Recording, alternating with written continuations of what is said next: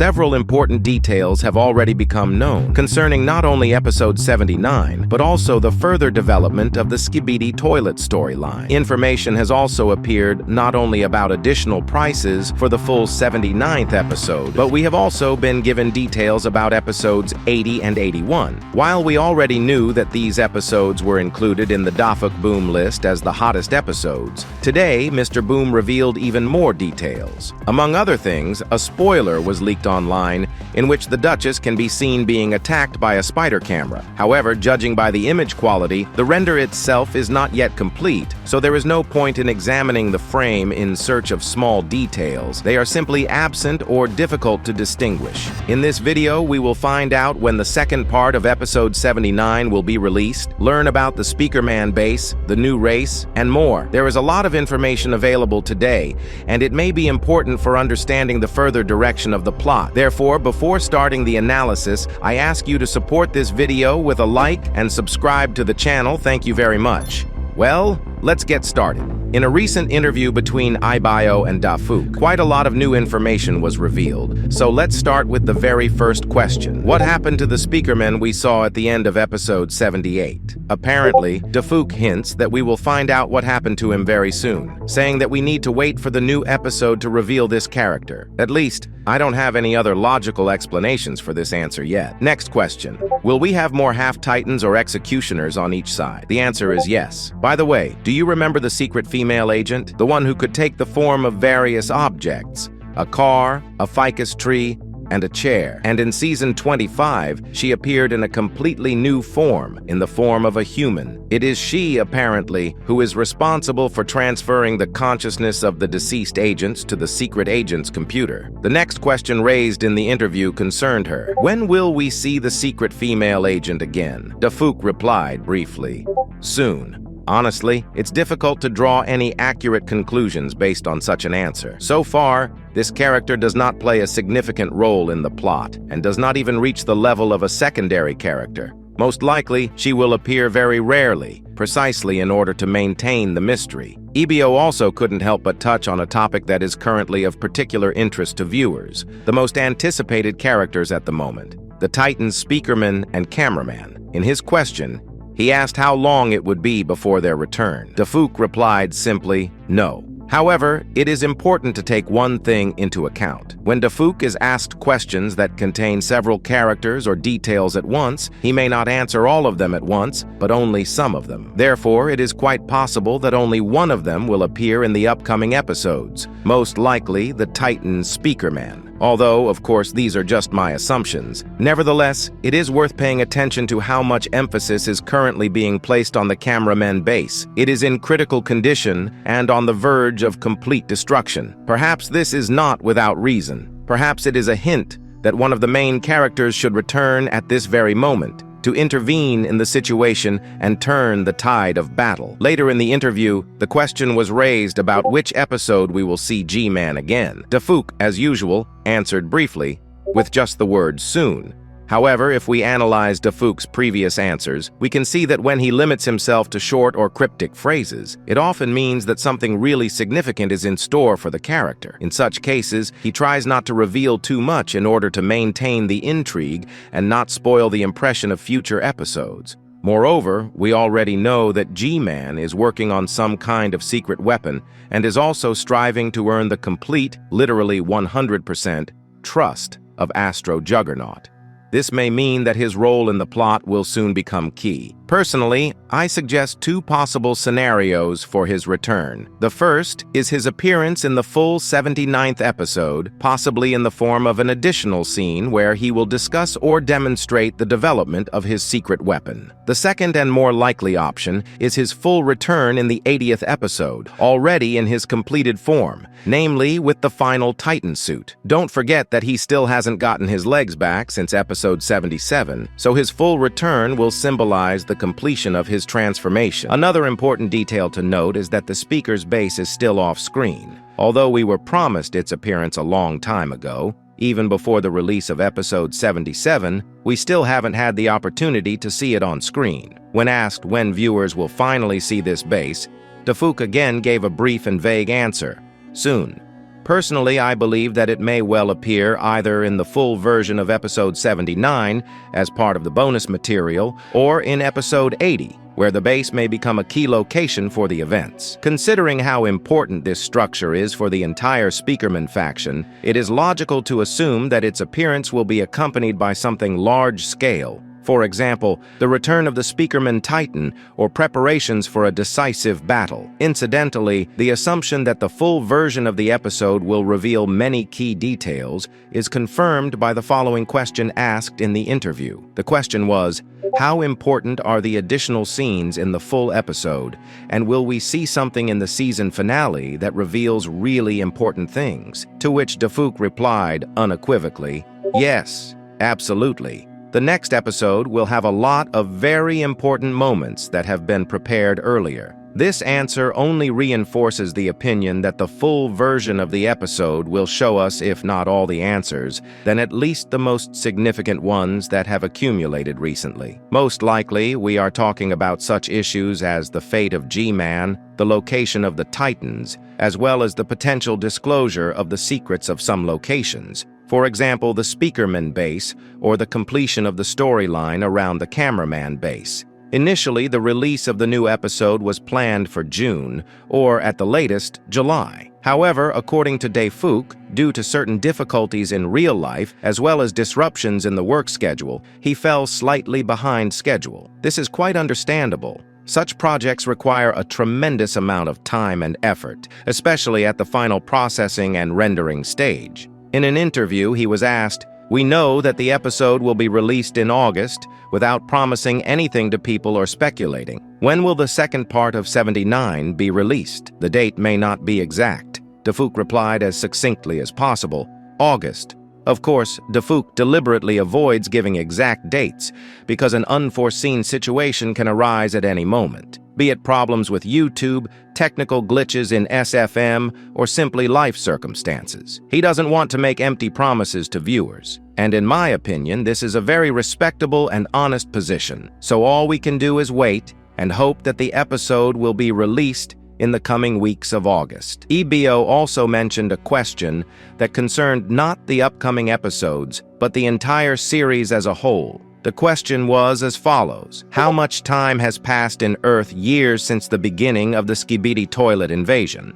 Dafuk replied that it had been a short time. Unfortunately, we still don't know what year it is in the series at the moment. The only thing we know is that the first experiments were conducted in 1985, which apparently were unsuccessful. But the question remains, was the virus itself the result of these experiments, or did it exist before that? We would also like to get an answer to this question in the future, because this may be one of the keys to understanding the whole story. As we know, Skibidi Toilet has already shown us many countries. For example, New Zealand, the United States, the Netherlands, Canada, Russia, and that's not even half of all the countries that have appeared in the series. But at the same time, we have never seen Latin American countries such as Brazil or Argentina. Therefore, EBO asked a logical question: will Latin American countries be added to the series?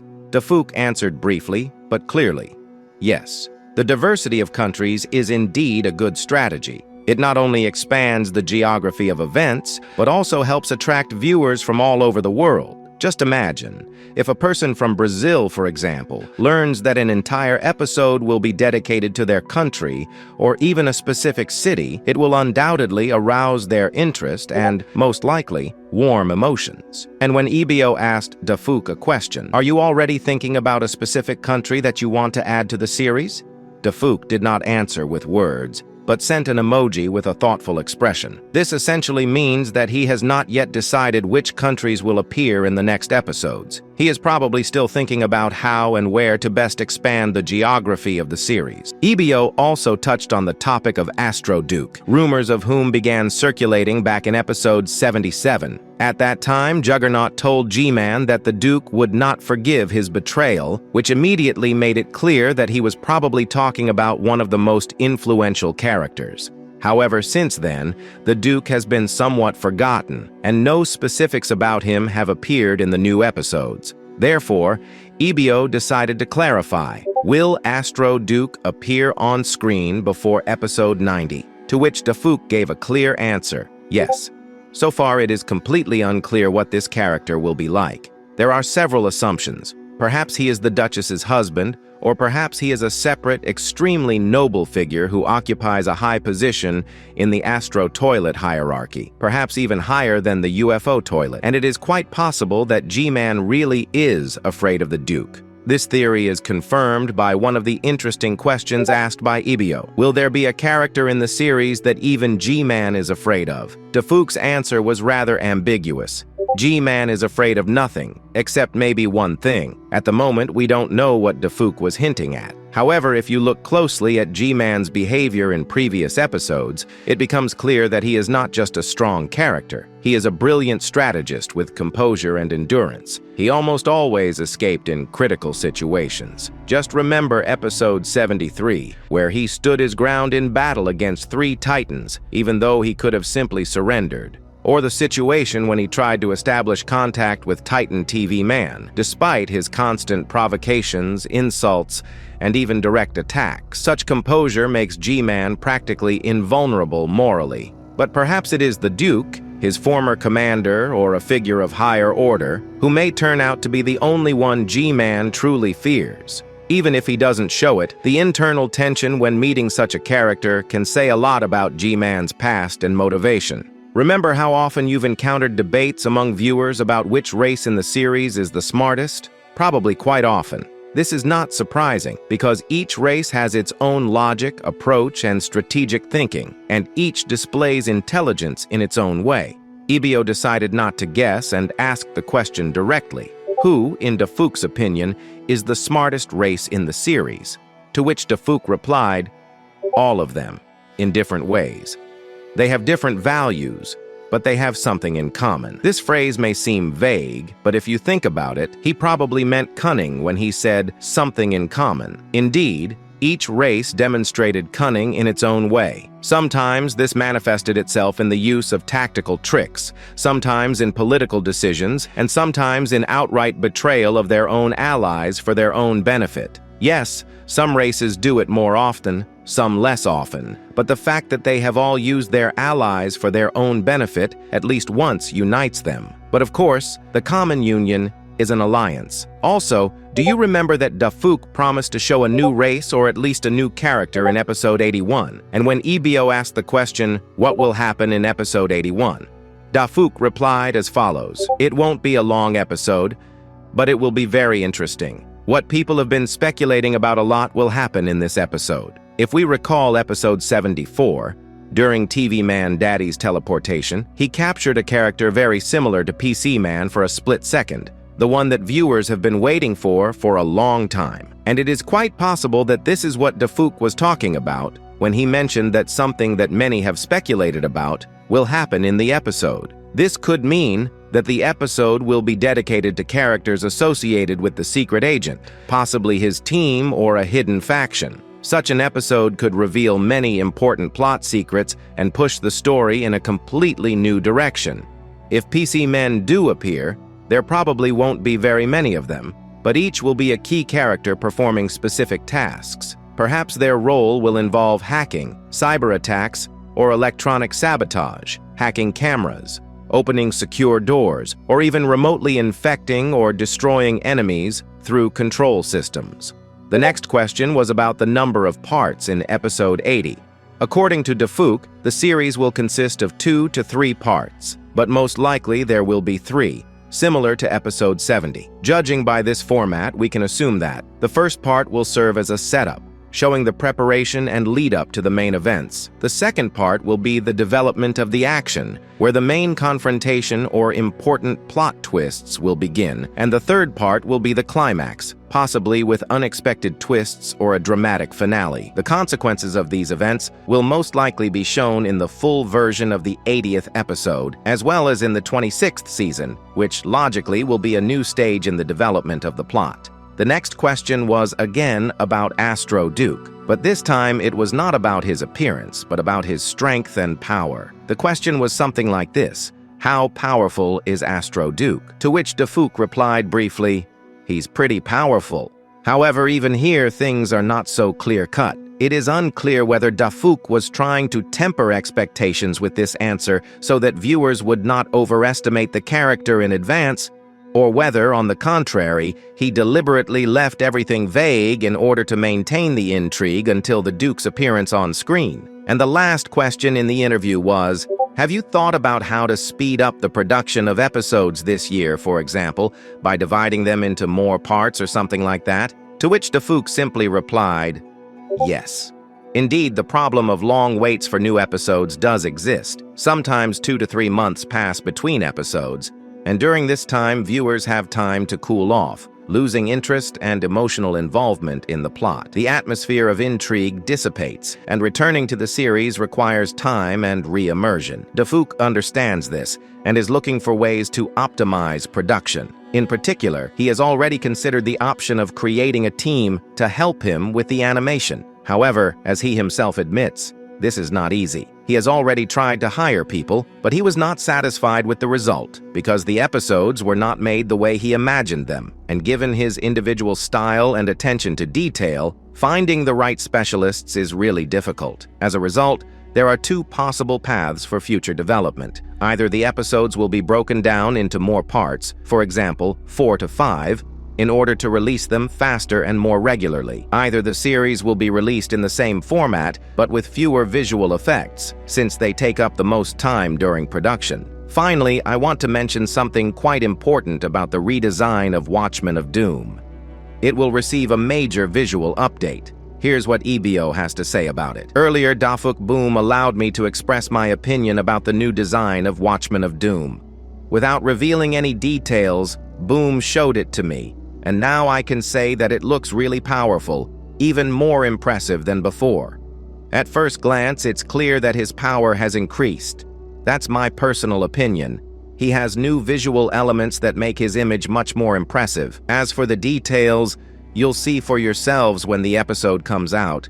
It's important for the series to maintain the mystery, so some things have to remain secret. Judging by EBO's words, the redesign will indeed be worthwhile, and the character will look more impressive, gloomy, and stylish, as befits a figure of such stature. It is possible that visual symbols associated with the Astro faction will appear in his appearance. Perhaps this will not be just an external upgrade, but a hint at the development of his role in the plot. Maybe he will take a more central place in the hierarchy or gain new abilities. Today's interview was truly rich and informative. Thanks to it, we learned a lot of new details about both future episodes and the upcoming second part of the 79th. We can only hope that the episode will be released in early August, and we will finally see the continuation of such a tense and multi-layered story. Well, that's all for now. As always, this is Super Cameraman signing off. Good luck to everyone. See you later.